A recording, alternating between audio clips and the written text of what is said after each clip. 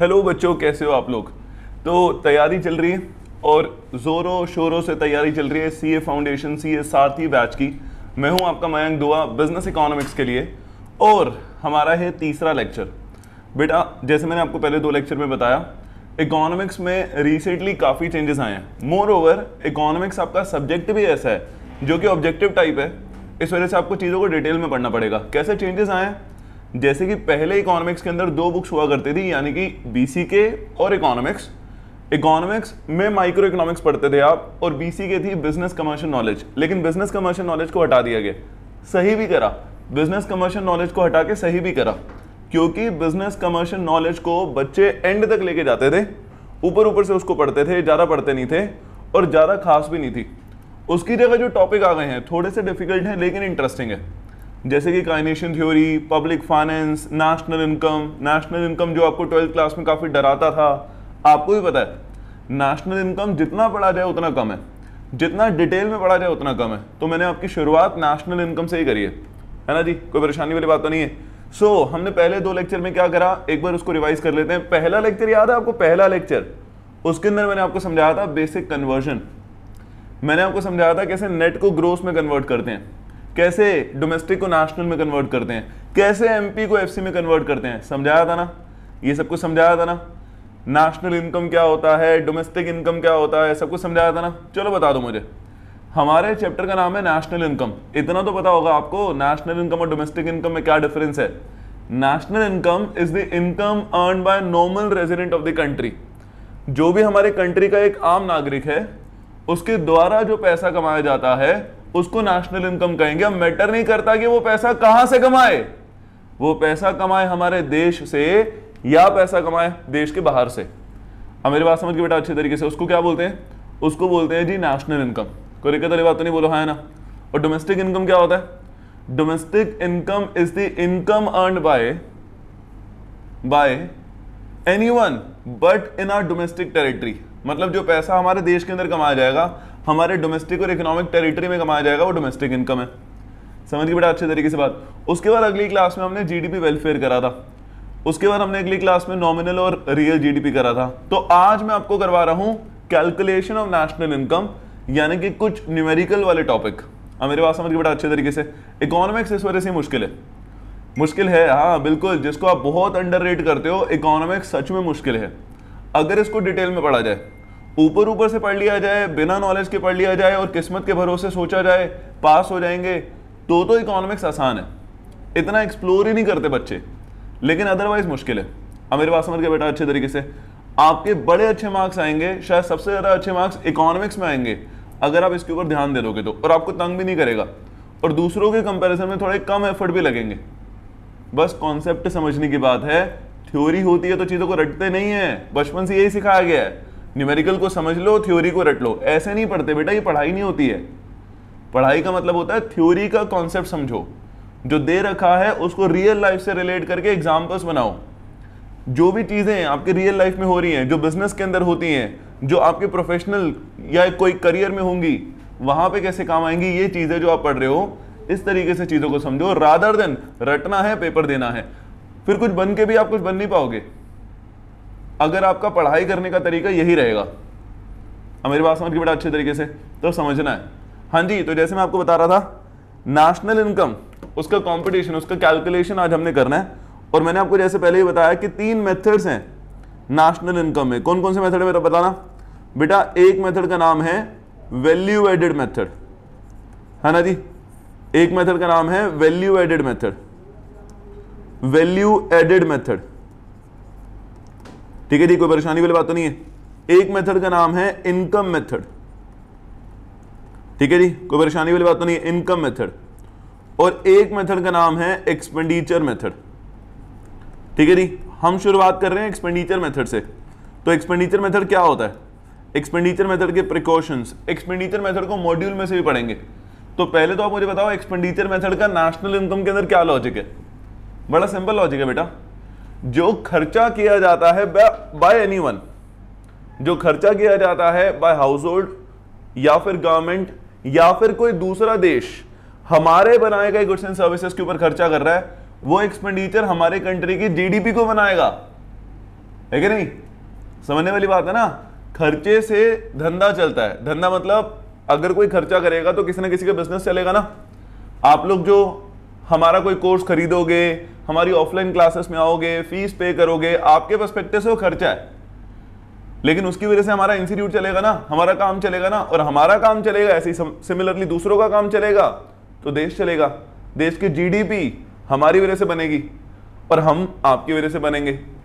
बड़ा simple logic है ना। तो इसका मतलब खर्चा मैटर करता है, चाहे वो खर्चा किसी भी तरीके से हो, कोई भी खर्चा करे, लेकिन खर्चा कंट्री की जीडीपी बनाता है। इस वजह से एक्सपेंडिचर मेथड बनाया गया।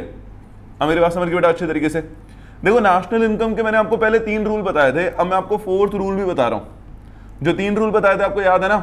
रूल नंबर 1, कभी भी अगर कोई चीज नहीं दे रखी है और उसको निकालने का फॉर्मूला नहीं है तो आप उसको 0 ले लोगे।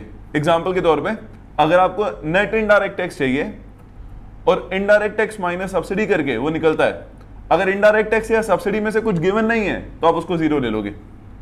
बताया था ना। दूसरा, एक चीज के 2, 3, 4 नाम भी हो सकते हैं। एग्जाम्पल के तौर पे एक ना इनकम मेथड में आपको कराऊंगा, उसके अंदर रिटेन्ड अर्निंग है। रिटेन्ड अर्निंग को और भी चीजें कहते हैं, जैसे सेविंग ऑफ प्राइवेट सेक्टर, या फिर अनडिस्ट्रीब्यूटेड प्रॉफिट, या फिर प्लफिंग बैक ऑफ प्रॉफिट। तो अलग अलग नाम होते हैं, तो ये आपको पहचानने हैं। डेप्रिसिएशन के जैसे अलग अलग नाम होते हैं, मैंने समझाया था ना पिछली क्लास में।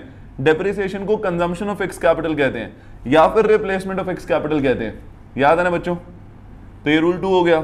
रूल नंबर 3 बहुत इंपॉर्टेंट, जिस चीज की जरूरत नहीं है उस चीज को इग्नोर करो। अब इसके लिए आपको अपने ऊपर पूरा कॉन्फिडेंस होना चाहिए कि आपने जो फॉर्मूला याद करा है वो फॉर्मूला बिल्कुल आपके दिमाग में होना चाहिए।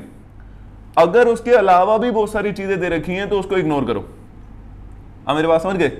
अगर जो फॉर्मूले की जरूरत आपको है उसके अलावा भी चीजें दे रखी है तो इसको इग्नोर करना है।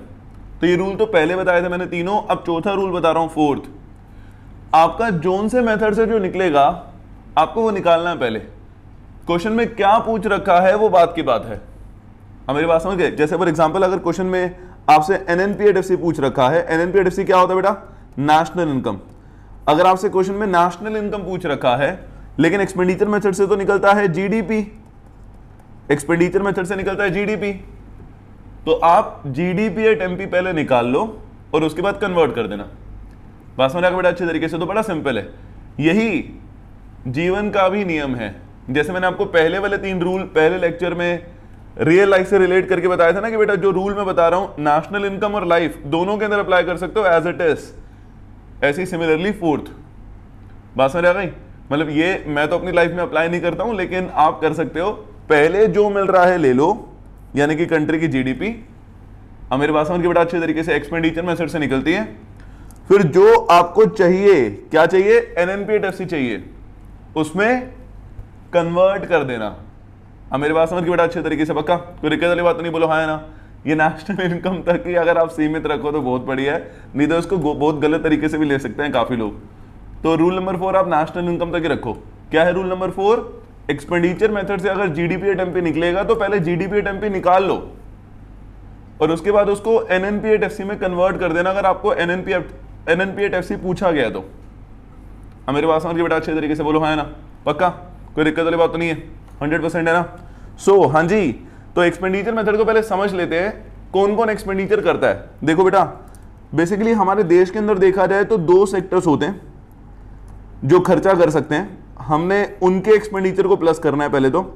एक खर्चा जो करता है वो करता है प्राइवेट सेक्टर, जैसे आप और मैं प्राइवेट सेक्टर का पार्ट है, और एक जो खर्चा करता है वो होता है पब्लिक सेक्टर। बात समझ आएगा बेटा अच्छे तरीके से? एक जो खर्चा करता है वो होता है पब्लिक सेक्टर। समझ गए बेटा अच्छे तरीके से बात? एक जो खर्चा करता है वो होता है प्राइवेट सेक्टर, एक जो खर्चा करता है वो होता है पब्लिक सेक्टर। अब मेरी बात समझ गए बेटा अच्छे तरीके से? इसका मतलब क्या हुआ? इसका मतलब हुआ हाँ जी, इन दोनों के खर्चों को प्लस करेंगे। ठीक है जी? अब मैं आपको एक लॉजिक बता रहा हूं, ध्यान से मेरी बात सुनना। देखो, अगर मैं आपको बोल रहा हूं एक्सपेंडिचर मेथड में add all type of expenditure, जिन्होंने भी खर्चा करा वो सारे खर्चों को प्लस कर दो। Add all type of expenditure, बात समझ आ गई? Add all type of expenditure, जिन्होंने भी खर्चा करा उन सारे खर्चों को प्लस कर दो। अब मेरे बात समझ बेटा अच्छे तरीके से? तो दो लॉजिक निकलते हैं इसके, दो सेंस है। क्या वो वाले खर्चे प्लस करने हैं सर जो हमने करे अपने देश के अंदर? अब वो खर्चा क्या हो सकता है? शायद बाहर से कोई सामान मंगवाने पे भी तो खर्चा हो सकता है। सामान को अगर इंपोर्ट करते हैं तो खर्चा करते हैं ना, इस वाले खर्चे को प्लस करना है, या फिर जो खर्चा हमारे गुड्स एंड सर्विसेज के ऊपर हुआ है बाय एनीवन। दो लॉजिक है। अगर मैं बोल रहा हूं एक्सपेंडिचर मेथड में आपको सारे एक्सपेंडिचर को प्लस करना है, तो add all type of expenditure,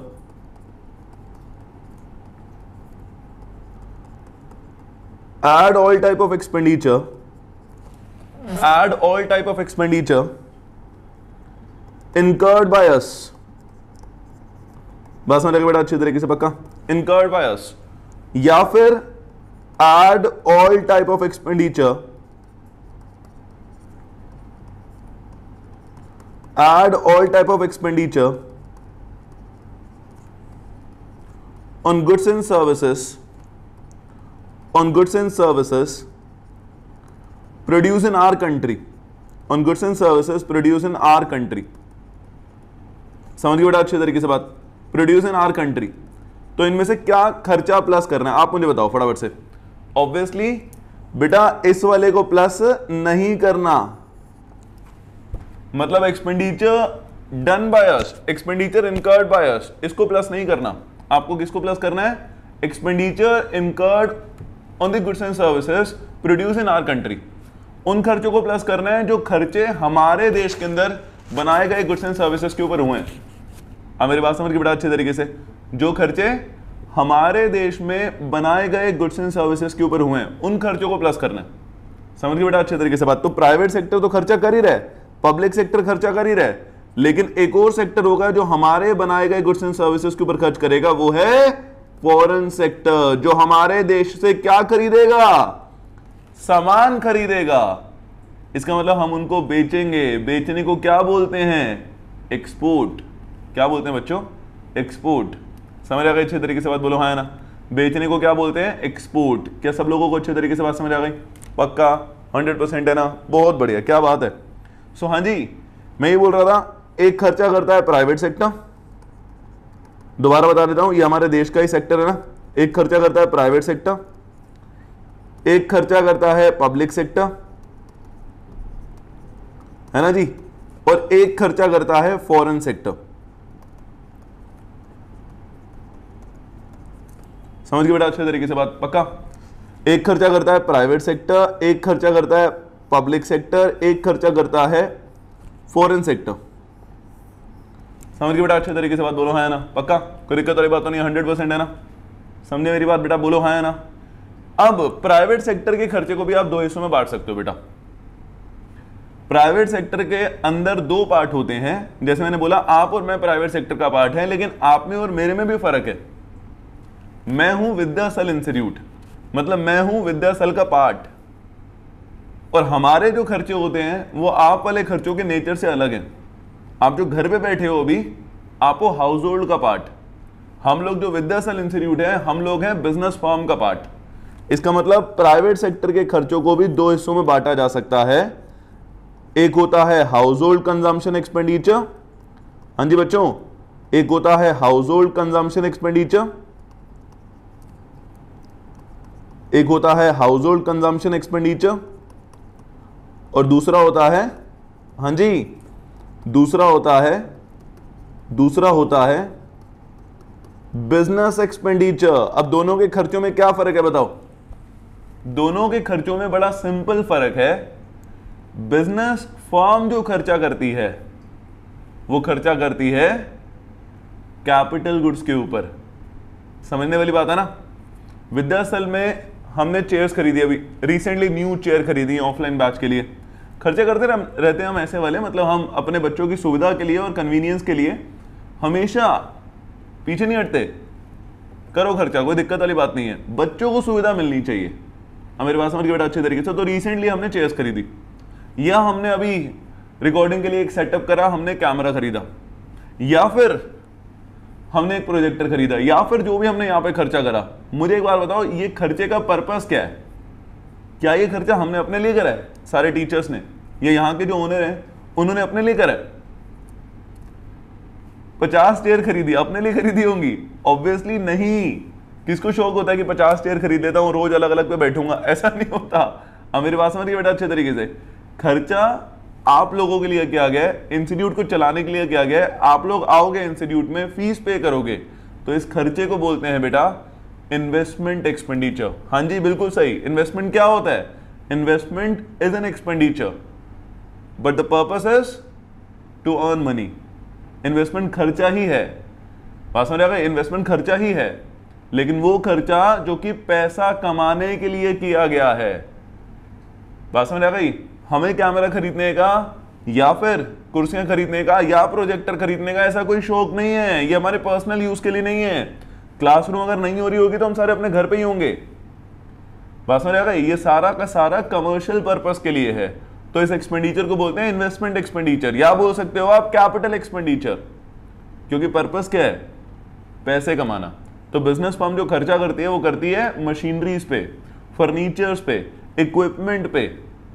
लेकिन आप लोग जो खर्चा करते हो, आप लोगों ने जो खर्चा करा वो किस लिए करा?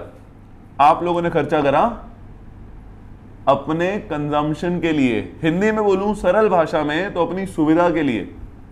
आपने अपने घर के लिए रिक्लाइनर खरीदा, आपने अपने घर के लिए टीवी खरीदा, आपके घर पे रेफ्रिजरेटर है। क्या पर्पस क्या है? कमर्शियल पर्पस है।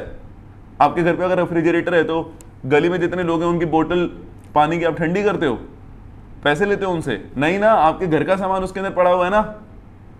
या फिर आपके घर पे जो टीवी है तो क्या उसकी टिकट आप काटते हो और दूसरों को टीवी दिखाते हो, वेब सीरीज और मूवी दिखा रहे हो? नहीं ना, अपने खुद के लिए है वो, आप खुद ही देखते हो। आपके घर के सोफे के ऊपर आप ही बैठे हो आराम से, तो वो कंजम्पशन पर्पस के लिए है। इसका मतलब जो हाउस होल्ड पैसा खर्च करता है वो कंजम्पशन पर्पस के लिए होता है, और जो बिजनेस फर्म पैसा खर्च करती है उसको इन्वेस्टमेंट एक्सपेंडिचर बोलते हैं। प्यारे बच्चों बात समझ आ गई? अच्छे तरीके से बोलो हाँ ना, पक्का? सो 4 तरीके के एक्सपेंडिचर हो गए। कौन कौन से दोबारा बताना बेटा? एक हो गया प्राइवेट फाइनल कंजम्पशन एक्सपेंडिचर में, दोबारा बोलो, हाउस होल्ड कंजम्पशन एक्सपेंडिचर। एक हो गया प्राइवेट में ही बिजनेस एक्सपेंडिचर, एक हो गया हमारा पब्लिक एक्सपेंडिचर, और बेटा एक हो गया फॉरेन सेक्टर का एक्सपेंडिचर। अब मुझे बताओ फॉरेन सेक्टर के एक्सपेंडिचर को क्या बोलेंगे? जो पैसा फॉरेन कंट्री द्वारा हमारे ऊपर खर्च करा जा रहा है उसको क्या बोलेंगे? क्या बोलेंगे? क्या बोलेंगे बताओ? उसको बोलेंगे, हाँ जी बिल्कुल सही, उसको बोलेंगे एक्सपोर्ट। समझ गए बेटा अच्छे तरीके से बात? पक्का? मतलब हम जो उनको सामान दे रहे हैं हमारा फायदा ही हो रहा है, क्योंकि बाहर से जो पैसा आएगा वो हमारी कंट्री की जीडीपी के अंदर ही ऐड ऑन करेगा। क्या बोला मैंने? बाहर से जो पैसा आएगा वो हमारी कंट्री की जीडीपी के अंदर ही ऐड ऑन करेगा। समझ गए बेटा अच्छे तरीके से बात? बाहर से जो पैसा आएगा वो हमारी कंट्री की जीडीपी के अंदर ही ऐड ऑन करेगा। समझ गए बेटा अच्छे तरीके से बात? पक्का? तो वैसे में कोई बात बताओ, एक्सपोर्ट जो हम कर रहे हैं उसकी वजह से हमारी प्रोडक्शन बढ़ रही है। डी का मतलब क्या होता है? डी का मतलब डोमेस्टिक। हमारी डोमेस्टिक प्रोडक्शन बढ़ रही है। जो हम एक्सपोर्ट कर रहे हैं हमारी डोमेस्टिक प्रोडक्शन बढ़ रही है। क्या बोला मैंने? जो हम एक्सपोर्ट कर रहे हैं हमारी डोमेस्टिक प्रोडक्शन बढ़ रही है। अब मेरी बात समझ के बेटा अच्छे तरीके से, हमारी डोमेस्टिक प्रोडक्शन बढ़ रही है।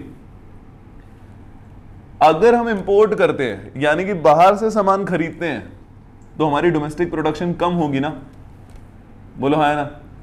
अगर हम इंपोर्ट करते हैं तो हमारी डोमेस्टिक प्रोडक्शन कम होगी ना? समझ के बेटा अच्छे तरीके से बात? तो इसका मतलब अगर एक्सपोर्ट इंडिकेट करता है, indicates the demand for our goods and services, demand for our goods and services from rest of the world, बाहर से जो हमारी डिमांड हो रही है, तो इंपोर्ट क्या इंडिकेट करता है? इंपोर्ट इंडिकेट्स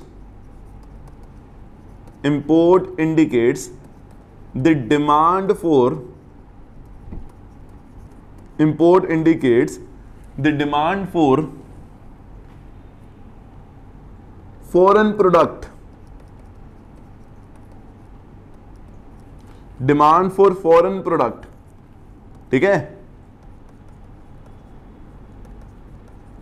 मतलब दूसरे देशों के प्रोडक्ट की डिमांड को हम क्या बोलेंगे? प्यारे बच्चों बोलो, हम बोलेंगे बेटा बिल्कुल सही, इंपोर्ट। अब अगर एक्सपोर्ट को प्लस किया जा रहा है तो इसका मतलब इंपोर्ट को माइनस किया जाएगा। तो एक्सपोर्ट माइनस इंपोर्ट, इन दोनों को लिखा जाएगा। एक्सपोर्ट का मतलब होता है बेटा एक्स और इंपोर्ट का मतलब होता है बेटा एम। तो एक्सपोर्ट माइनस इंपोर्ट किया जाएगा और इसको क्या बोलते हैं? इसको बोलते हैं नेट एक्सपोर्ट। क्या बोलते हैं बेटा इसको? इसको बोलते हैं नेट एक्सपोर्ट। क्या सब लोगों को अच्छे तरीके से बात समझ आई? बोलो हाँ है ना। मैं दोबारा से एक बार बताता हूं आपको, एक बार करेंगे। जीडीपी एट एमपी, प्यारे बच्चों, GDP at MP, GDP at MP है ना जी। सबसे पहला प्राइवेट फाइनल कंजम्पशन एक्सपेंडिचर, सबसे पहला क्या बेटा? दोबारा बताना। प्राइवेट फाइनल कंजम्पशन एक्सपेंडिचर, दोबारा बताना बेटा। प्राइवेट फाइनल कंजम्पशन एक्सपेंडिचर, ठीक है जी, कोई परेशानी वाली बात तो नहीं है। Plus government final consumption expenditure, plus government final consumption expenditure,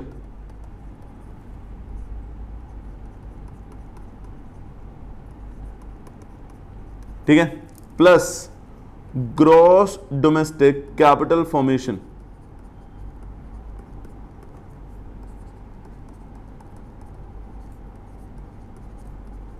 समझ गए बच्चे लोग?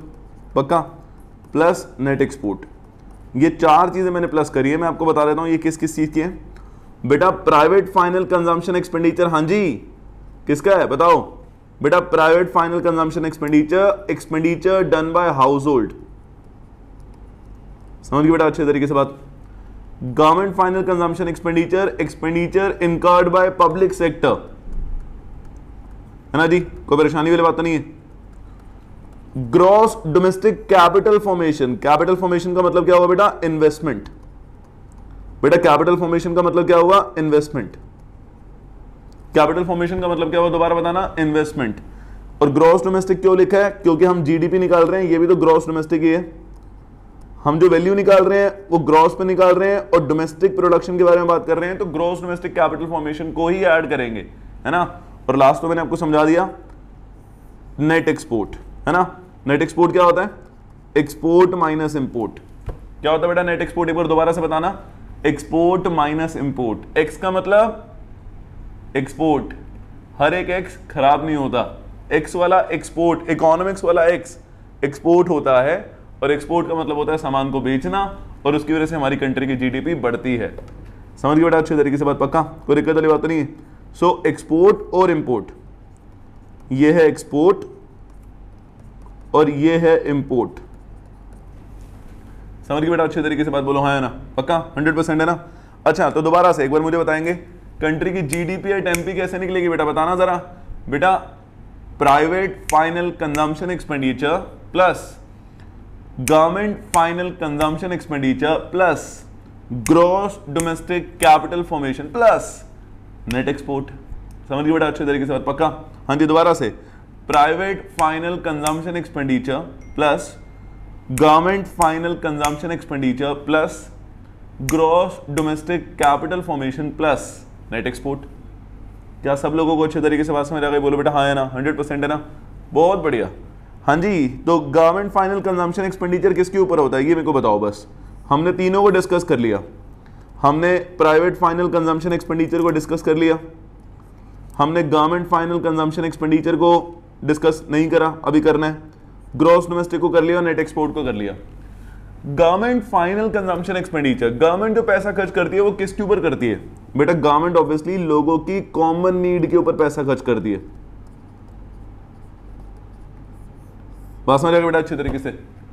हमारी कॉमन नीड के ऊपर, जैसे गवर्नमेंट ने रोड बनवाई, या गवर्नमेंट ने कहीं पे स्ट्रीट लाइट लगवाई, या गवर्नमेंट कहीं शौचालय बनवा देती है, ये गवर्नमेंट के द्वारा ही खर्चा करा जाएगा ना। हमारा कोई पर्सनल खर्चा तो नहीं करा जाएगा। फॉर एग्जाम्पल है सरकार हमारी, लेकिन ऐसा तो ना कि सरकार को मैं कॉल करूंगा कि दिवाली आ रही है हमारे घर पे पेंट करा दो मारेंगे अलग से मुझे। अब मेरी बात समझ के बेटा अच्छे तरीके से? ऐसा थोड़ा होगा। गवर्नमेंट पैसा खर्च करती है लोगों की कॉमन नीड के ऊपर, जैसे रोड, गवर्नमेंट ने पैसे खर्चे, तभी तो जब कोई गलत तरीके से कार लगा के रोड पे खड़ा होता है तो एक इंसान निकलते हुए बोलता है ना, अबे रोड तेरे बाप की है।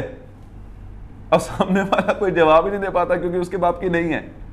अब मेरी बात समझ के बेटा अच्छे तरीके से, पक्का। सिमिलरली जो पब्लिक टॉयलेट्स बने हुए हैं या फिर कोई स्ट्रीट लाइट बनी हुई है, उसको कोई भी यूज करे, नो मैटर कोई टैक्स पे कर रहा है नहीं कर रहा, अगर कोई आम नागरिक है हमारे देश का वो उसको यूज करेगा, सरकार ने वो पैसा खर्च करा है, तो सरकार जो पैसा खर्च करती है चाहे लोगों को फ्री में मिल रहा हो, लेकिन सरकार की जेब से पैसा तो खर्च हो रहा है ना, तो इस एक्सपेंडिचर को ऐड करेंगे। और ये भी आप समझ लो कि गवर्नमेंट कंट्री की जीडीपी बढ़ाने के लिए अपने गवर्नमेंट एक्सपेंडिचर को बढ़ा सकती है, अपने खर्चों को बढ़ा सकती है। अगर कोई और नहीं कर रहा तो गवर्नमेंट अपने खर्चों को बढ़ाएगी तो कंट्री की जीडीपी बढ़ जाएगी। अब मेरी बात समझ के बेटा अच्छे तरीके से, तो गवर्नमेंट ने जो खर्चा करा है वो पब्लिक नीड के लिए करा है, कॉमन नीड के लिए करा है, चाहे वो कंजम्पशन पर्पस हो चाहे कैपिटल पर्पस हो, गवर्नमेंट ने जो खर्चा करा है वो कॉमन नीड के लिए करा है। अब मेरी बात समझ के, आप यूज करो पब्लिक टॉयलेट्स, यूज करो रोड को, यूज करो पार्क को, पार्क में जाओ, मतलब समझ रहे हो मेरी बात, यूज करो पार्क को सही पर्पस के लिए और यूज करो, कोई आपको मना नहीं कर सकता क्योंकि खर्चा किसने करा है, गवर्नमेंट ने करा है।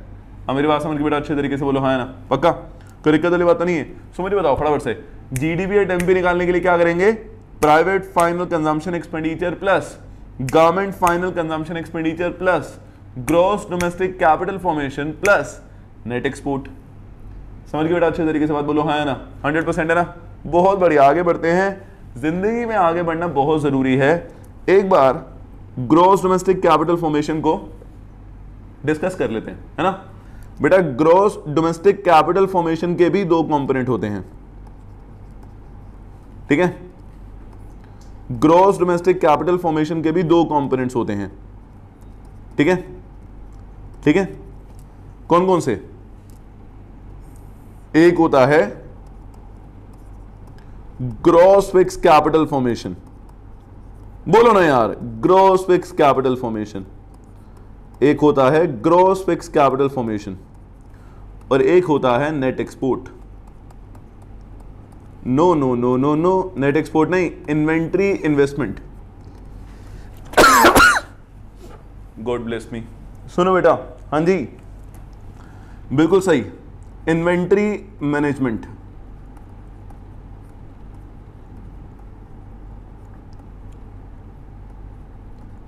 बात समझ आ गया बेटा अच्छे तरीके से। So gross fix capital formation, inventory investment और इन्वेंट्री मैनेजमेंट। समझ गए बेटा अच्छे तरीके से बात, पक्का, कोई दिक्कत वाली बात तो नहीं है।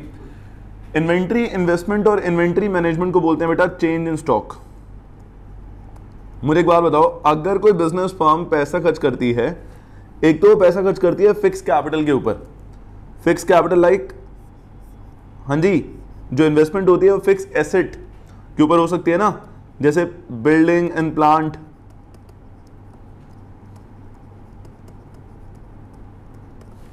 इसके ऊपर खर्चा हो सकता है ना, बोलो हाँ है ना, पक्का, कोई दिक्कत वाली बात तो नहीं है। और चेंज इन इन्वेस्टमेंट मतलब जो पैसा इन्वेंट्री के ऊपर खर्च हो रहा है। अब कोई फैक्ट्री है, अगर उन्होंने इन्वेस्टमेंट करी, कोई मशीनरी खरीदी, तो वो भी उनकी इन्वेस्टमेंट है, और अगर कोई रॉ मटेरियल उन्होंने खरीदा हुआ, कोई स्टॉक खरीदा हुआ, वो भी तो उनकी इन्वेस्टमेंट है। तो कैपिटल फॉर्मेशन में तो दोनों चीजें आनी चाहिए। लेकिन फर्दर ये ग्रॉस फिक्स कैपिटल फॉर्मेशन को भी आगे बांटा जाता है, ठीक है। इसके तीन कंपोनेंट होते हैं,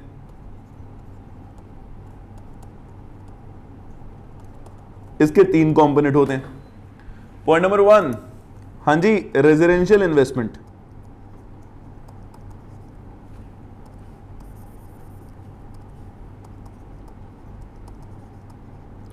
क्या बेटा, रेजिडेंशियल इन्वेस्टमेंट, ठीक है जी, कोई परेशानी वाली बात तो नहीं है। दूसरा पब्लिक इन्वेस्टमेंट, पब्लिक इन्वेस्टमेंट, और तीसरा बिजनेस इन्वेस्टमेंट। तो बेटा बिजनेस फर्म ने पैसा खर्च करा तो उसको बिजनेस इन्वेस्टमेंट बोलेंगे सिर्फ। पब्लिक इन्वेस्टमेंट होता है जो गवर्नमेंट अगर कभी पैसा खर्च करे पार्क वगैरह के ऊपर, और रेजिडेंशियल इन्वेस्टमेंट होता है जैसे अगर आप अपना घर वगैरह बनवा लो या फिर कोई कार वगैरह ले लो तो आपकी खुद की इन्वेस्टमेंट है वो। तो ग्रॉस फिक्स कैपिटल फॉर्मेशन में तीनों आएंगे। अब मेरे पास समझ के बेटा अच्छे तरीके से, पक्का। एग्जाम्पल के तौर पे मान लो आपने अपना घर बनवाया, तो आपके दिमाग में सवाल होगा कि सर ये प्राइवेट फाइनल कंजम्पशन एक्सपेंडिचर का पार्ट है या पब्लिक इन्वेस्टमेंट का पार्ट है, सॉरी रेजिडेंशियल इन्वेस्टमेंट का पार्ट है। तो बेटा इसका आंसर है कि घर बनवाना स्पेशली सिर्फ रेजिडेंशियल इन्वेस्टमेंट का पार्ट है। प्राइवेट फाइनल कंजम्पशन एक्सपेंडिचर में सारे खर्चे आएंगे एक्सेप्ट घर बनवाने के। समझ आ गया बेटा अच्छी तरीके से बात? क्या बोला मैंने बेटा? एक्सपेंडिचर मेथड पूरा तरीके से समझ आ गया? हाँ जी। तो क्या कर रहे हैं हम बेटा? हमने आज शुरू करा 3 मेथड्स को, कन्वर्जन में आता है। मैंने आपको सबसे पहले बताया तीनों मेथड का नाम बताओ मुझे। Value added method, income method और एक्सपेंडिचर मेथड, है ना। उसके बाद हमने बात करी रूल नंबर 4 की। रूल नंबर 4, जो भी मिलता है पहले वो निकालना है और उसके बाद जो चाहिए उसको कन्वर्ट कर लेंगे। अब मेरी बात समझ के बेटा अच्छे तरीके से? ये तो हो गया रूल नंबर 4। एक्सपेंडिचर मेथड से हमने शुरू करा और उसमें निकलता है जीडीपी एट एमपी। समझ गए बेटा अच्छे तरीके से बात? हमने 2 सेंसेस को एक बार पढ़ा, 2 लॉजिक्स के पढ़ा कि एक्सपेंडिचर मेथड में अगर सारे खर्चों को ऐड करना है तो कौन सा खर्चा, एक्सपेंडिचर इनकर्ड बाय अस और expenditure incurred by anyone but on goods and services produce in our country. हम मेरी बात समझ गए? क्या सारे खर्चे जो हम करते हैं उसको प्लस करना है या फिर जो खर्चे हमारे गुड्स एंड सर्विसेज के ऊपर होते हैं उसको प्लस करना है? तो इसका सरल आंसर है, इसका सिंपल आंसर है दूसरे वाला, जो खर्चा हमारे गुड्स एंड सर्विसेज के ऊपर हुआ उसको प्लस करना है। अब मेरी बात समझ गए बेटा अच्छे तरीके से? तो हमने क्या करा, 4 कंपोनेंट को प्लस कर दिया। पहले तो प्राइवेट और पब्लिक 2 बताया मैंने आपको, प्राइवेट के 2 आगे पार्ट होते हैं तो 3 हो गए। और मैंने आपको बताया कि जो फॉरेन सेक्टर खर्चा करेगा, जिसको हम बोलेंगे हम एक्सपोर्ट कर रहे हैं उनको सामान, उसको क्या बोलेंगे? उसको बोलेंगे नेट एक्सपोर्ट, क्योंकि हम उसके अंदर से बैलेंस करेंगे इंपोर्ट को भी। तो ये 4 कंपोनेंट को प्लस कर देते हैं। बताओ कौन कौन से? प्राइवेट फाइनल कंजम्पशन एक्सपेंडिचर, यानी कि expenditure incurred on consumer goods. समझ गए? आपने अपने घर के इलेक्ट्रिसिटी बिल दिया, आपने घर के लिए सोफा खरीदा, आप जो मर्जी करें, वो सब कुछ क्या है? ये सब कुछ प्राइवेट फाइनल कंजम्पशन एक्सपेंडिचर है। दूसरा गवर्नमेंट फाइनल कंजम्पशन एक्सपेंडिचर, यानी कि कॉमन नीड के ऊपर जो गवर्नमेंट पैसा खर्च करती है। तीसरा ग्रॉस डोमेस्टिक कैपिटल फॉर्मेशन और चौथा net export. Gross domestic capital formation के 2 पार्ट है, gross fix capital formation and inventory investment. फिर ग्रॉस फिक्स कैपिटल फॉर्मेशन के आगे 3 पार्ट है, रेजिडेंशियल इन्वेस्टमेंट, पब्लिक इन्वेस्टमेंट और बिजनेस इन्वेस्टमेंट। इसका मतलब इन चारों को प्लस कर देना तो आपका ग्रॉस डोमेस्टिक कैपिटल फॉर्मेशन आ जाएगा। किन चारों को? इन चारों को, रेजिडेंशियल इन्वेस्टमेंट, पब्लिक इन्वेस्टमेंट और बिजनेस इन्वेस्टमेंट। इन तीनों को और साथ में चेंज इन स्टॉक, इनको प्लस कर देना तो आपका क्या आ जाएगा? रेजिडेंशियल इन्वेस्टमेंट, पब्लिक इन्वेस्टमेंट और बिजनेस इन्वेस्टमेंट, और चेंज इन स्टॉक को प्लस कर देना तो क्या आ जाएगा? Gross domestic capital formation. क्या आ जाएगा प्यारे बच्चों? Gross domestic capital formation. क्या सब लोगों को अच्छे तरीके से बात समझ आ गई? बोलो हाँ है ना? 100% है ना? बहुत बढ़िया, क्या बात है। आगे बढ़ते हैं। हाँ जी, हमारा अगला टॉपिक पढ़ते हैं। पहले इसको एक बार एक्सपेंडिचर मेथड को ना मॉड्यूल में से देख लेते हैं जो मैंने आपको पढ़ाया। ये रहा हमारा पहले तो वैल्यू एडेड मेथड, सामने आपको दिख रहा है, उसका एक न्यूमेरिकल भी आपको दिख रहा होगा। ठीक है, थोड़ी सी आपको 12th क्लास याद आ गई होगी। ठीक है, ये हमारा इनकम मेथड भी है सामने, और ये रहा हमारा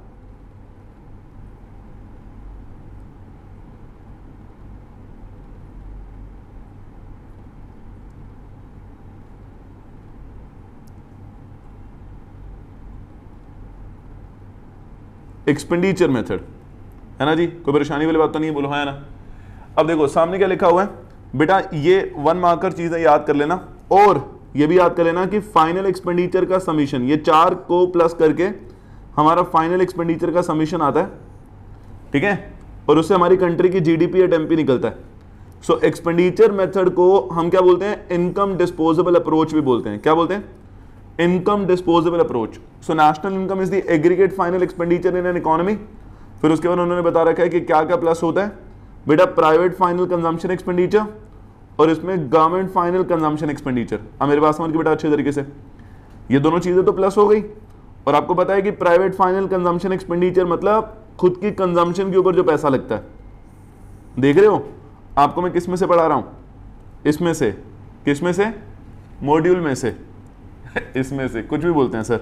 सुनो बेटा, land and residential building purchased और constructed by household are not part of private final consumption expenditure. अभी बताया ना, अगर आप रेजिडेंशियल पर्पस के लिए भी अपना लैंड खरीद रहे हो और घर बनवा रहे हो तो प्राइवेट फाइनल कंजम्पशन एक्सपेंडिचर का पार्ट नहीं है, बल्कि किसका पार्ट है, ग्रॉस डोमेस्टिक कैपिटल फॉर्मेशन में रेजिडेंशियल इन्वेस्टमेंट का पार्ट है। समझ के बेटा अच्छे तरीके से बात बोलो, हाँ ना, पक्का, हाँ जी। फिर गवर्नमेंट फाइनल कंजम्पशन एक्सपेंडिचर लिखा हुआ है, since the collective service provide by the government, collective मतलब कॉमन नीड के लिए, कलेक्टिव मतलब कॉमन नीड के लिए, such as defense, education, healthcare, etc. are not sold in the market. The only way they can be valued in money terms is by adding up the money spent by government in the production of these services. समझ गए बेटा अच्छे तरीके से बात, पक्का। इसके अलावा अगर गवर्नमेंट पैसा खर्च करती है जैसे पेंशन देने पर, स्कॉलरशिप देने पर, should be excluded because these are transfer payment. As you already know the difference between transfer payment and factor payment, पता है ना आपको। ट्रांसफर पेमेंट होता है वन वे पेमेंट जो गवर्नमेंट के द्वारा करी गई है, ये खर्चा जो है वो गवर्नमेंट के द्वारा वन वे है, पेंशन दे देना, अनएम्प्लॉयमेंट अलायंसेस दे देना, या फिर जो पैसा खर्च होता है स्कॉलरशिप के ऊपर, सब्सिडीज देने में, इनको बोलते हैं ट्रांसफर पेमेंट। इनको इंक्लूड नहीं करेंगे, इन खर्चों को प्लस नहीं करेंगे, है ना।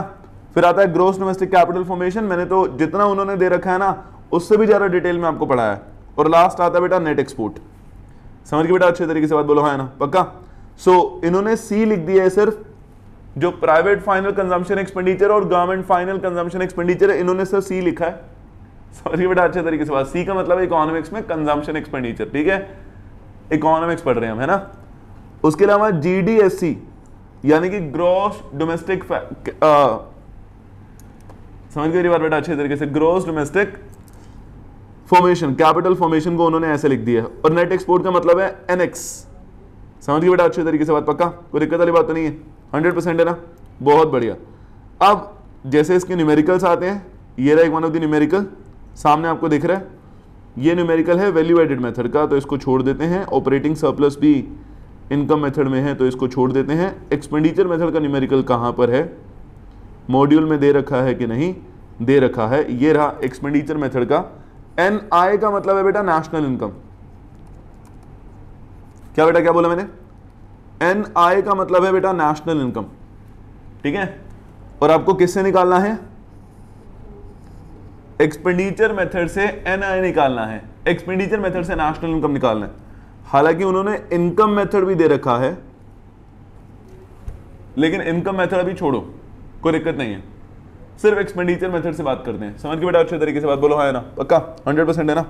हाँ जी, तो यहां पे रूल याद रखना, क्या हमने एक्सपेंडिचर मेथड में ये पढ़ा है, कॉम्पनसेशन ऑफ एम्प्लॉय, इग्नोर करो यार, जब पढ़ा ही नहीं है।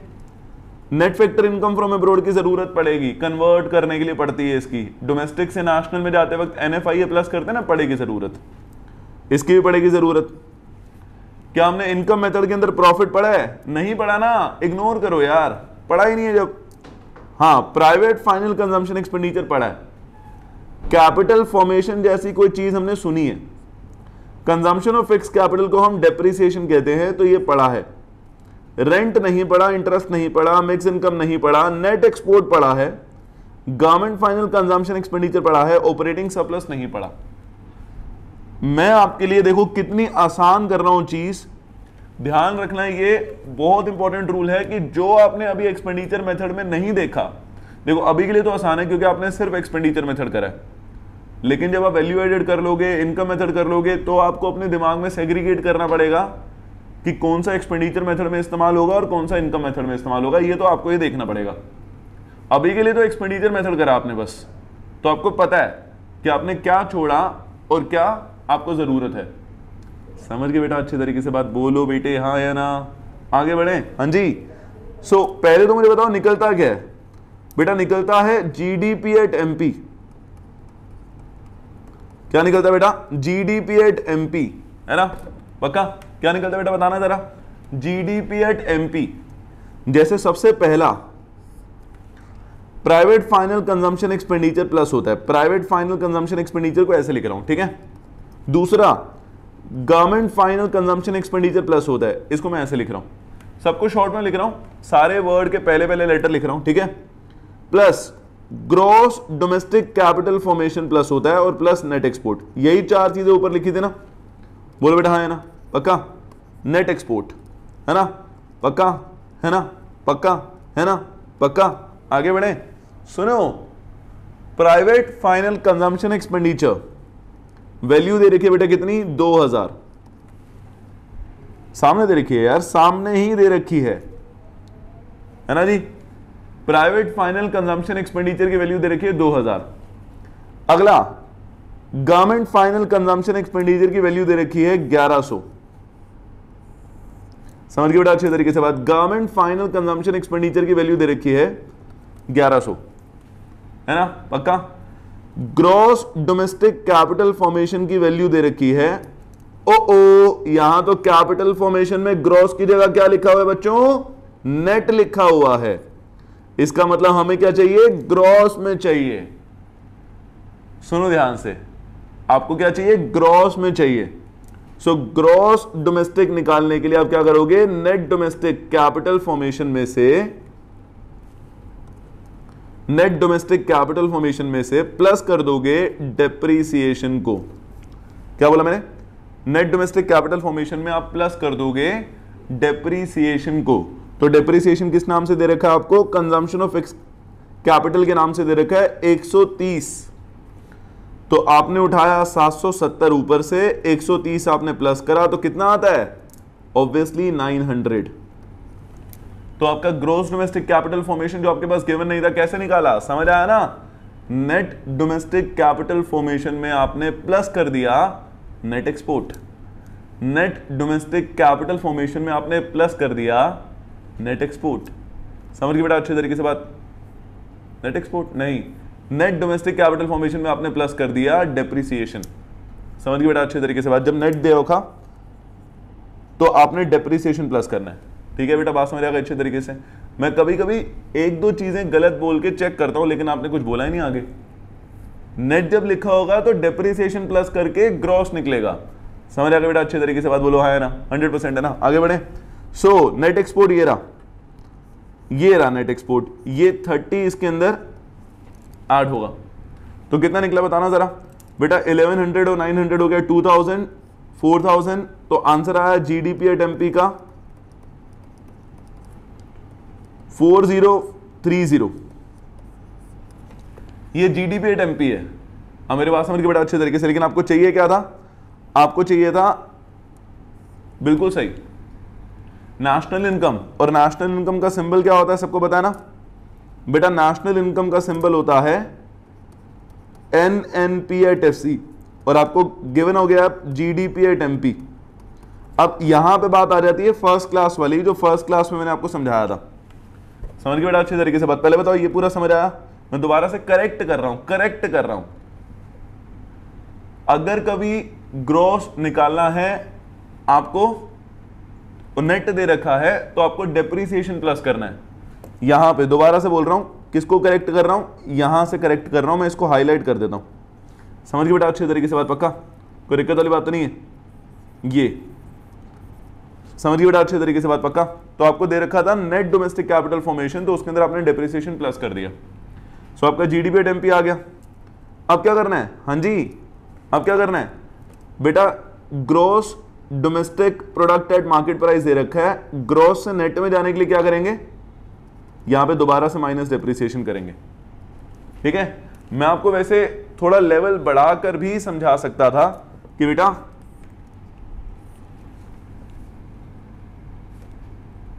लेवल बढ़ाकर भी समझा सकता था कि यहां पे आप डेप्रिसिएशन मत प्लस करो, क्योंकि नेट में ऑलरेडी हमें गिवन है और हमें निकालना भी एट द एंड नेट ही है।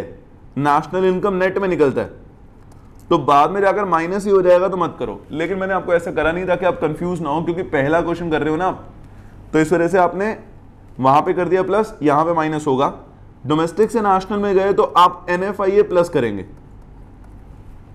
और एमपी से एफसी में गए तो एनआईटी माइनस करेंगे। अब मेरे पास समझ के बेटा अच्छे तरीके से, सिंपल है ना।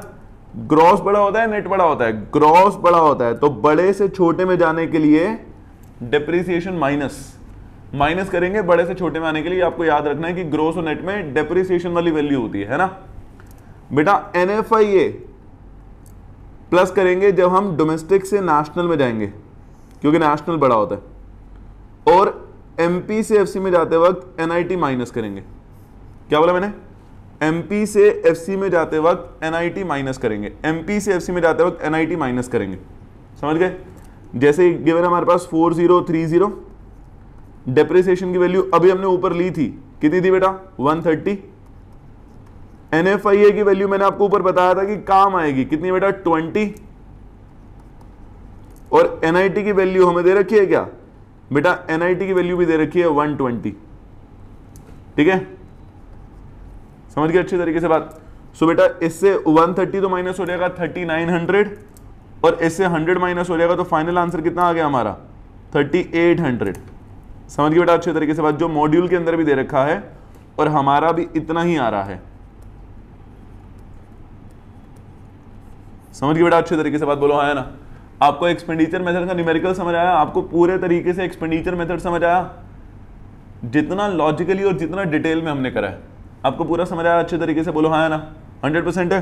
क्या एक और न्यूमेरिकल करवा दूं मैं आप लोगों के लिए एक्सपेंडिचर मेथड से? चलिए आइए देखते हैं हमें दे रखा है कि नहीं। बिल्कुल दे रखा है हमारे पास। एक्सपेंडिचर मेथड से एक और क्वेश्चन है। चलो एक बार ऐसा करते हैं, थोड़ा क्विकली इसको करते हैं। हमें क्या निकालना होता है? यहां कर रहा हूं आप लोगों के लिए, जीडीपी एट एमपी निकालना होता है। मेरे साथ साथ आप करेंगे। चलो एक बार नोटबुक ओपन कर लेंगे सारे, और नोटबुक ओपन करने के बाद मेरे साथ साथ लिखेंगे। क्या लिखेंगे? सबसे पहले तो फॉर्मूला आपको याद होना चाहिए, जीडीपी एट एमपी। कैसे निकालते हैं दोबारा बताना? Private final consumption expenditure plus government final consumption expenditure plus gross domestic capital formation plus net export. समझ गए बेटा अच्छे तरीके से बात? बोलो हाँ है ना, पक्का? क्या बोला मैंने दोबारा बताना? GDP at MP is equal to private final consumption expenditure plus government final consumption expenditure plus gross domestic capital formation plus net export. मुझे बताओ प्राइवेट फाइनल कंजम्पशन एक्सपेंडिचर कहां दे रखा है बेटा? दे रखा है पब्लिक फाइनेंस कंजम्पशन एक्सपेंडिचर के नाम से। कितना? 5। समझ गए बेटा अच्छे तरीके से बात? कितना दे रखा है? 5। पब्लिक फाइनल कंजम्पशन एक्सपेंडिचर दे रखा है 5। ठीक है जी, कोई परेशानी वाली बात तो नहीं बेटा? बोलो है ना। नहीं, प्राइवेट फाइनल कंजम्पशन एक्सपेंडिचर हमारे पास दे रखा है, तो पब्लिक वाले को हम गवर्नमेंट वाला मानेंगे, तो ये हमें दे रखा है 10। गवर्नमेंट फाइनल कंजम्पशन एक्सपेंडिचर मतलब पब्लिक फाइनल कंजम्पशन एक्सपेंडिचर यानी कि 5। समझ गए बेटा अच्छे तरीके से बात? प्राइवेट वाला अलग दे रखा है, पब्लिक वाला अलग दे रखा है, तो पब्लिक वाला होगा बेटा गवर्नमेंट एक्सपेंडिचर। समझ गए बेटा अच्छे तरीके से बात? पक्का? So private final consumption expenditure 10, government final consumption expenditure 5, gross domestic capital formation में यहां वर्ड लिखा हुआ है फिक्स, तो आप एक बार याद करो, दोबारा जाओ जो मैंने आपको चीजें पढ़ाई हैं उसके ऊपर, ये रहा पेजेस। मैंने क्या बताया था? अगर फिक्स वर्ड लिखा हुआ है तो इसके अंदर क्या क्या इंक्लूडेड है? बस बेटा इसके अंदर ये 3 चीजें इंक्लूडेड है बस। इसके अंदर चेंज इन स्टॉक एडेड नहीं है, चेंज इन स्टॉक अलग कंपोनेंट है। तो आपको ग्रॉस डोमेस्टिक कैपिटल फॉर्मेशन निकालने के लिए इन दोनों को प्लस करना पड़ेगा। मतलब ग्रॉस फिक्स कैपिटल फॉर्मेशन और इन्वेंट्री इन्वेस्टमेंट यानी कि चेंज इन स्टॉक दोनों को प्लस करना पड़ेगा। इसका मतलब ये निकालने के लिए मैं यहां पे साइड में निकाल लेता हूं, ग्रॉस डोमेस्टिक कैपिटल फॉर्मेशन निकालने के लिए आपको ग्रॉस फिक्स कैपिटल फॉर्मेशन में चेंज इन स्टॉक प्लस करना पड़ेगा। तो आपके पास क्या गिवन है बेटा? ग्रॉस फिक्स कैपिटल फॉर्मेशन यानी कि 350 और चेंज इन स्टॉक यानी कि 30। तो आपके पास कितना गिवन है बेटा? आपके पास गिवन है 380। समझ गए बेटा अच्छे तरीके से बात? कितना गिवन है बेटा? आपके पास गिवन है 380। ठीक है जी, कोई परेशानी वाली बात तो नहीं है? मतलब कि दोनों को प्लस करके निकाला है। और लास्ट आता है बेटा नेट एक्सपोर्ट, आपको नेट इंपोर्ट दे रखा है। अगर नेट इंपोर्ट दे रखा है तो इसका मतलब ये वैल्यू माइनस में लेंगे हम। अगर कभी ऐसे दे रखा हो तो ध्यान रखना, नेट एक्सपोर्ट की जगह नेट इंपोर्ट दे रखा है तो माइनस में लेनी है वैल्यू। सब लोगों को अच्छे तरीके से बात समझ आ रही है? नेट एक्सपोर्ट की जगह नेट इंपोर्ट दे रखा है तो माइनस में लेनी है वैल्यू। समझ गए बेटा अच्छे तरीके से बात? पक्का? सो एक बार इसको कर देते हैं बेटा। 380 में से 20 माइनस करा 360, 360 में से 15 प्लस हुआ तो 375।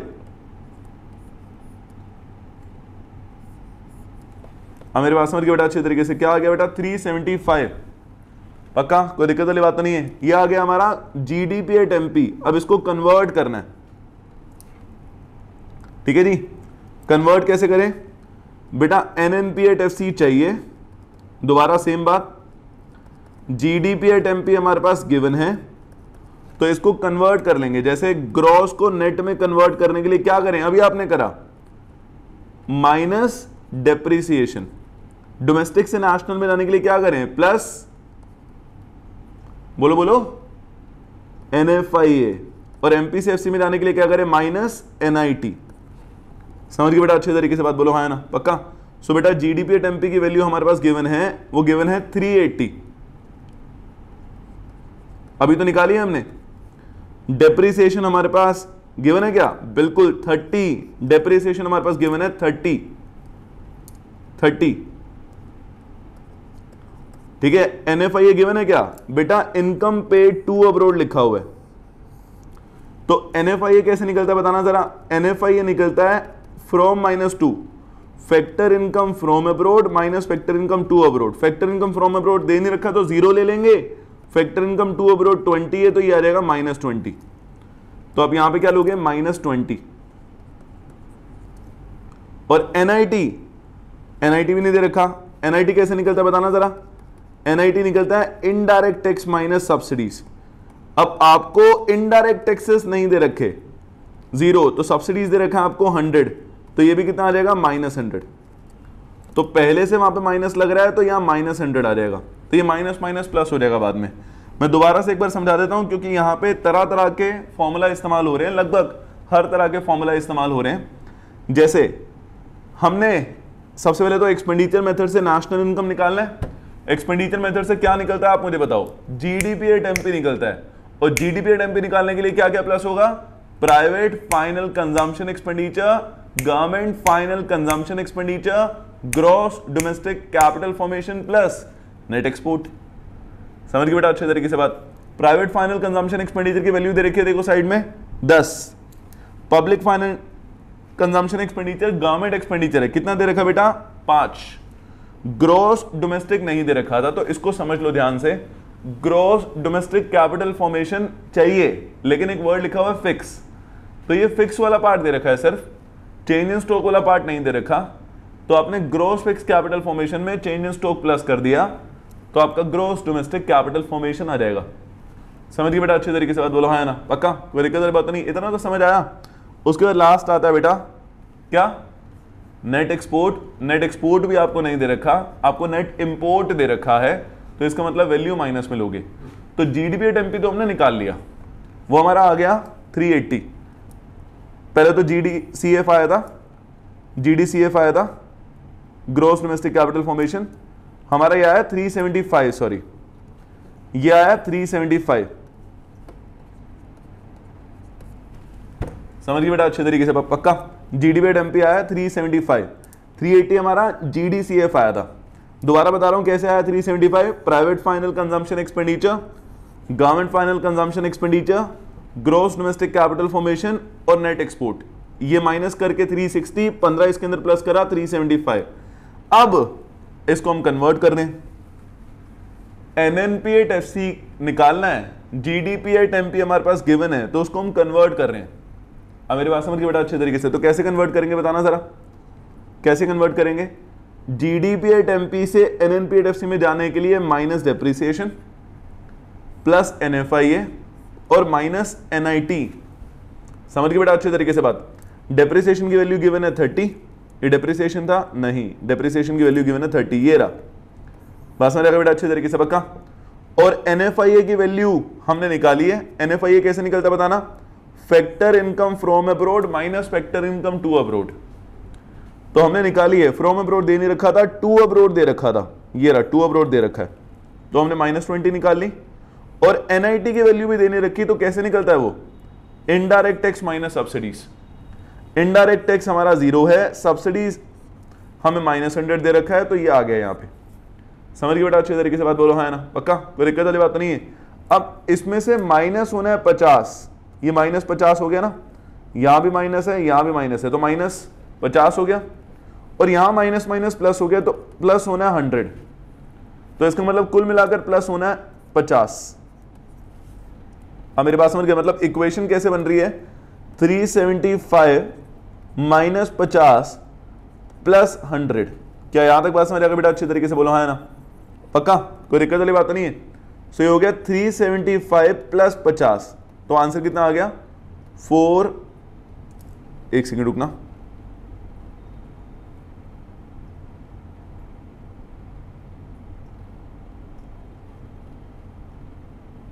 हाँ जी, तो हमारे पास एक और चीज बीच में दे रखी है, नेट एक्विजिशन ऑफ वैल्यूएबल्स।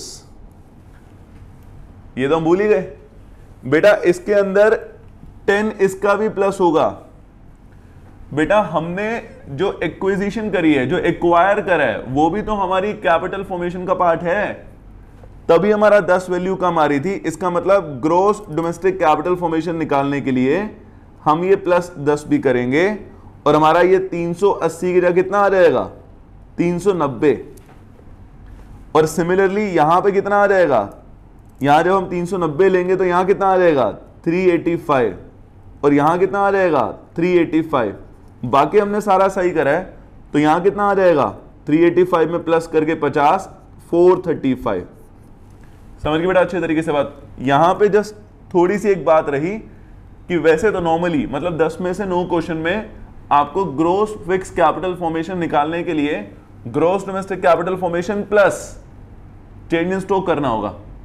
अब मेरे पास समझ गए बेटा अच्छे तरीके से। लेकिन नेट एक्विजिशन ऑफ वैल्यूएबल्स मतलब और भी दूसरी चीजों को एक्वायर करा है, उसकी वैल्यू को भी हमने लेना है, तो हमारे पास आएगा 10 प्लस करके finally gross domestic capital formation कितना 390। समझ गए बेटा अच्छे तरीके से बात। क्या आपको एक्सपेंडिचर मेथड अच्छे तरीके से समझ आया? होपफुली बोलो बेटा हाँ या ना, पक्का एक्सपेंडिचर मेथड आपको अच्छे तरीके से समझ आया? पक्का जी, कोई परेशानी वाली बात तो नहीं है? बोलो हाँ या ना, है ना जी, पक्का जी, है ना जी, पक्का जी। आगे बढ़े।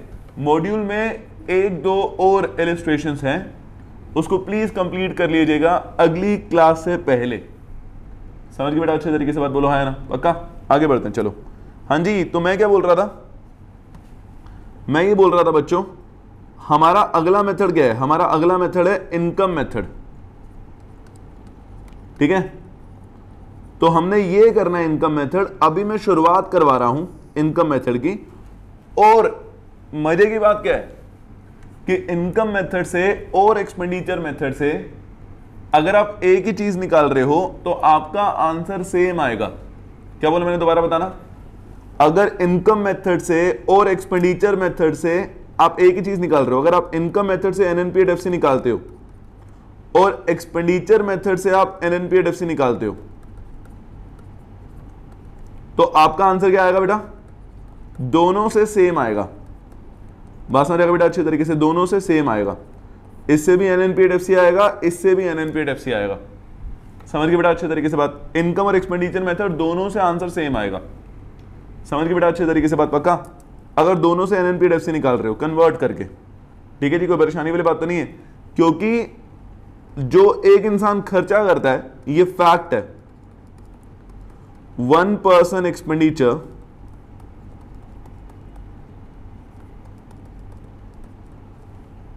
Is another person income.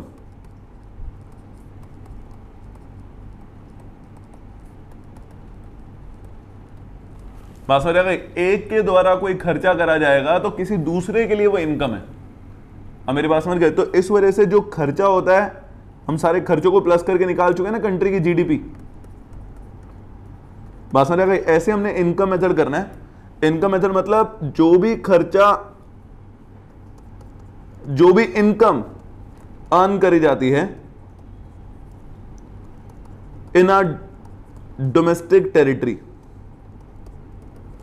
जो भी इनकम अर्न करी जाती है इन आर इकोनॉमिक टेरिटरी, बात समझ आ गई, उसको हम प्लस कर देंगे। Add all type of income, बात समझ आ गई बेटा अच्छे तरीके से, earn in our domestic territory, समझ गए बेटा अच्छे तरीके से बात, पक्का 100% है ना। तो क्या निकलेगा इससे, हमारी कंट्री की डोमेस्टिक इनकम निकलेगी इससे, क्या निकलेगा बेटा, हमारी कंट्री की डोमेस्टिक इनकम निकलेगी इससे, समझ गए बेटा अच्छे तरीके से बात, क्या निकलेगा, डोमेस्टिक इनकम निकलेगी, समझ गए बेटा अच्छे तरीके से बात, क्या निकलेगा इससे, डोमेस्टिक इनकम निकलेगी, पक्का जी, कोई परेशानी वाली बात तो नहीं है, बोलो हाँ है ना।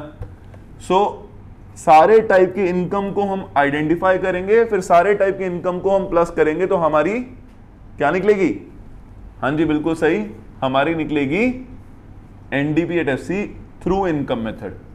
ठीक है दोस्तों, बात समझ आ गई अच्छे तरीके से पक्का। सो इनकम मेथड क्या होता है पूरा डिटेल में पढ़ेंगे हम लेक्चर नंबर 4 में, यानी कि अगली क्लास में, क्योंकि अगर मैंने इससे ज्यादा आपको करा दिया तो आपके सर के ऊपर से सब कुछ निकलने लगेगा और उस चीज का कोई फायदा नहीं है। आशा करता हूं कि आपको एक्सपेंडिचर मेथड अच्छे तरीके से समझ आ गया होगा। कोई भी अगर चीज आपको नहीं समझ आती है तो कमेंट में जरूर उस चीज को लिखिए, मैं अगली क्लास में आकर उस चीज को बताऊंगा, आपको समझाऊंगा अगर नहीं समझ आया पहली बार में। आप मेरी बात समझ गए। और थोड़ा सा इकोनॉमिक्स को सेल्फ स्टडी करना शुरू करिए, जितना ज़्यादा आप अंडररेट करोगे इस चीज़ को बाद में जाकर आपको परेशानी होगी। जितना समय आप अकाउंट्स के लिए या मैथ्स के लिए या बिजनेस लॉ के लिए निकालते हो, आधा समय भी आप इकोनॉमिक्स के लिए निकालिए तो बहुत अच्छा रहेगा। अब मेरी बात समझ के बेटा अच्छे तरीके से, तो लेता हूँ आप लोगों से विदा, मिलते हैं अगली क्लास में, बाय बाय, टेक केयर। समझ के बेटा अच्छे तरीके से बात।